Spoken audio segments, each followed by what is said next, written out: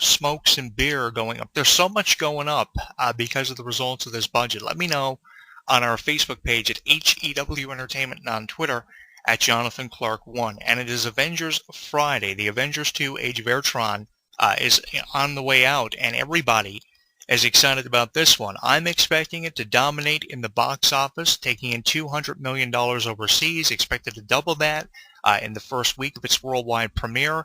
And the thing about the Avengers, people like superheroes, from Iron Man to the Hulk to Thor to Captain America, the thing about the Avengers and fans of this sort of thing is we have more critics out there than we are ever going to admit to having. And I say this in response to the critics. If people out there like the Avengers, why criticize them for liking people like Captain America, Thor, and the Hulk? I've always been a big fan of the Hulk and Iron Man. I love seeing them team up in the animated shows. I love seeing them team up in the original Avengers. So if they're coming back with a sequel because they made millions, if not billions, on the first one, more power to them. So if you're going out to the worldwide premiere tonight, light up a lighter for yourself and light up one for me, and show your respect to people like Chris Evans, Chris Hemsworth, and Robert Downey Jr., one of my favorites as Iron Man. Show your respect to this sort of thing because Marvel has spent on this, and Marvel is going to get back just as much as they put into this one. So definitely light up one for yourself and light up one for me, because wherever you are seeing this premiere tonight, I am with you, and I am standing up for you. I am standing up for every single person who ever believed in the Avengers. I am standing up for a moviegoer, a comic book lover.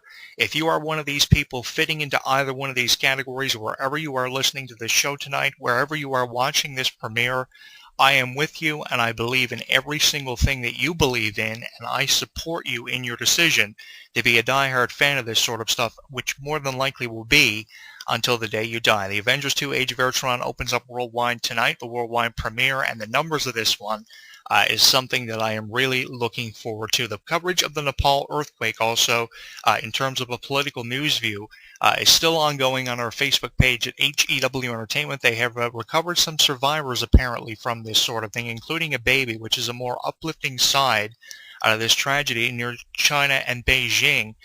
So there's something to, or Bangladesh rather, there's something rather to talk about in the way of positivity towards this sort of thing, because it seems like CNN can never get enough negative publicity from this sort of thing. So at least seeing more positive stuff over the next couple of days is going to be more uplifting to our subscribers. On our Facebook page at HEW Entertainment, we can tell you they have recovered a lot of survivors from this sort of thing. They are getting more numbers as the days go by. So it's looking better over in Nepal, but like everything, it's going to take some time, and we are posting updates every 30 minutes on our Facebook page at HEW Entertainment. Is it just me, or can CNN never get enough of this sort of thing? It's always negative news, negative news, negative news from CNN. Why not take a look at some of the more positive stuff going on in the world? Not that there's more positive stuff going on in the world than there is negative stuff, because there's a significant amount of negative stuff outnumbering the positive stuff that goes on a 24-hour basis, on a 7-day cycle, 365-day-year cycle. But the thing is, we need to take a look at more positive news in the way of things like movie premieres, reunions of old TV shows from the 80s and 90s. You know, if we can look at more positive stuff going on in the world than negative stuff, which will probably never happen, we'll never see that day, I think that people like CNN and different news networks would definitely have a lot of, critics out there for covering more positive news, but at least it would be better than what we have been subjected to for the better part of the last, I'd say, 5 through 10 years, with so much negative news popping up all the time on news networks like CNN and CNN.com, which is covering, of course, the Nepal tragedy, which has more uplifting news to report than negative news, although it's going to take some time to rebound off this sort of thing like everything else. There is coverage on our Facebook page every 30 minutes at HEW Entertainment, and on Twitter the same at Jonathan Clarke 1. So what I have for you this week, kicking it off with some entertainment news topics for you to get in on the conversation with. It is my opinion on Mr. Overrated, Mr. Money in the Bank, Seth Rollins. My opinion on Mr. Money in the Bank, Seth Rollins, eventually cashing in the briefcase. I have not shied away from giving you my opinion on this sort of thing, because I think it's absolutely ridiculous how Seth Rollins was given the distinction of being Mr. Money in the Bank when you had a phenomenal list of new talent, the superstars who could have been given that distinction and who could have really ran with the Money in the Bank briefcase based off the previous winners of the briefcase, from Edge to Mr. Kennedy to CM Punk 2 separate times, Rob Van Dam, the list goes on and on and on. The thing is, the previous winners of the briefcase have definitely been on higher levels in their careers than Seth Rollins, and they have definitely earned the opportunity to be Mr. Money in the Bank in the past. If you look at their career statistics, their performance level over the years, the list of individuals they have competed against, it definitely speaks for itself. Their career accolades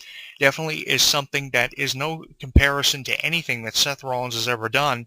And it seems to me like the Money in the Bank ladder match has become more of a match to elevate a superstar who needs a push. And that's probably the reason why Seth Rollins won the briefcase in the way that he did. You know, I can't agree with how Seth Rollins won the briefcase with Kane pushing over the ladder where Randy Orton has ascended inches away from grabbing the briefcase. People still believe that Randy Orton is the owner of that briefcase and will continue to chase Seth Rollins for the next few months until someone like Brock Lesnar reemerges in WWE, because I really believe that other people deserve an opportunity to hold that briefcase, because Seth Rollins held on to that briefcase for far too long before he cashed it in. You know, you knew he was going to cash it in sometime within the last 2 months, but did he really have to go as far as to cash it in during WrestleMania in the main event with Brock Lesnar and Roman Reigns? I can't tell you how much that pissed me off, which is why I'm giving Seth Rollins the designation of being someone who is definitely overrated. Mr. Overrated rather than Mr. Money in the Bank is what I'm choosing to refer to him as, because he's just been absolutely ridiculous over the last number of weeks. If it's not coming out and shooting on wrestlers like Kane and Randy Orton, it's coming out shooting on a celebrity like Wiz Khalifa, who we just played for you at the start of the show, kicking it off. He's shooting on talk show hosts. He's posting YouTube videos trying to put himself over. He doesn't need to do that now because he's champion. He's champion. He's the poster child of the WWE for the time being, so he doesn't need to come out and shoot on celebrities like he had to prior to winning the championship. If he wasn't champion, I'd understand that logic. I'd understand that method.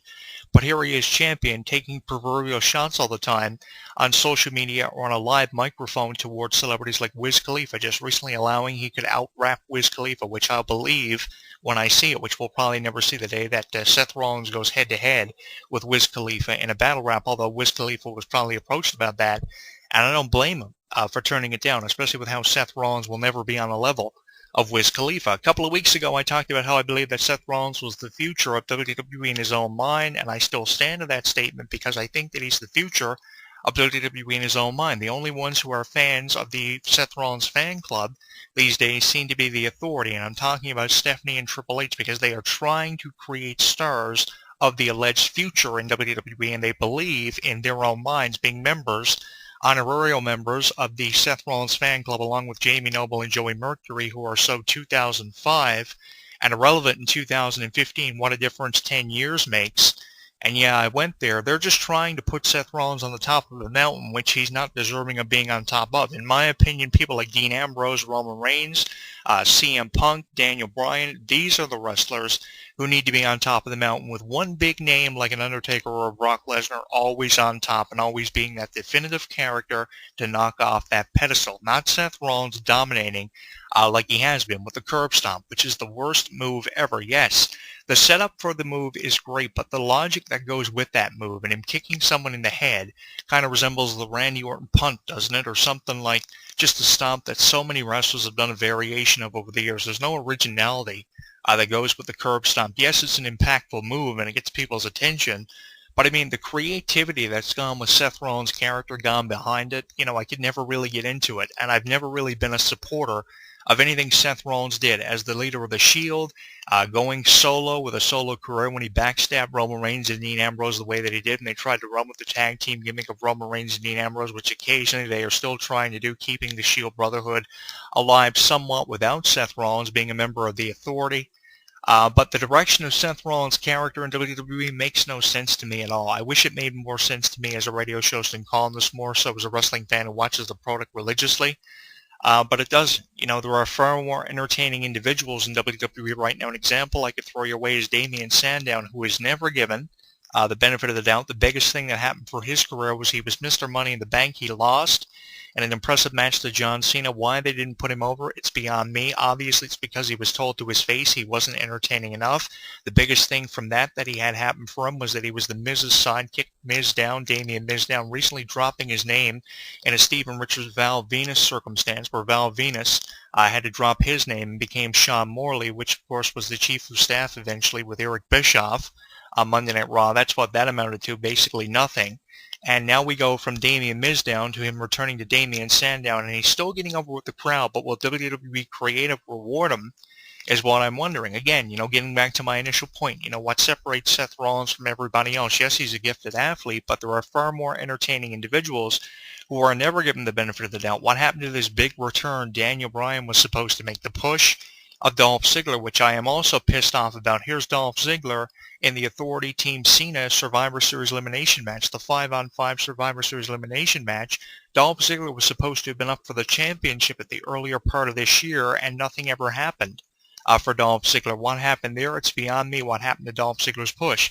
And I wrote a column about the killing of Dolph Ziggler's push a couple of weeks ago. It was one of the first columns I threw up at the start of 2015 because I was really irritated, really frustrated with how they treated Dolph Ziggler. Dolph Ziggler was the sole survivor on Team Cena when Team Cena went up against Team Authority, and he wasn't rewarded. He was fired. He was reinstated because of interference from Sting in a match with John Cena taking on several members of the Authority in a 3-on-1 or 4-on-1 handicap match at the start of the year, the week prior to the Royal Rumble.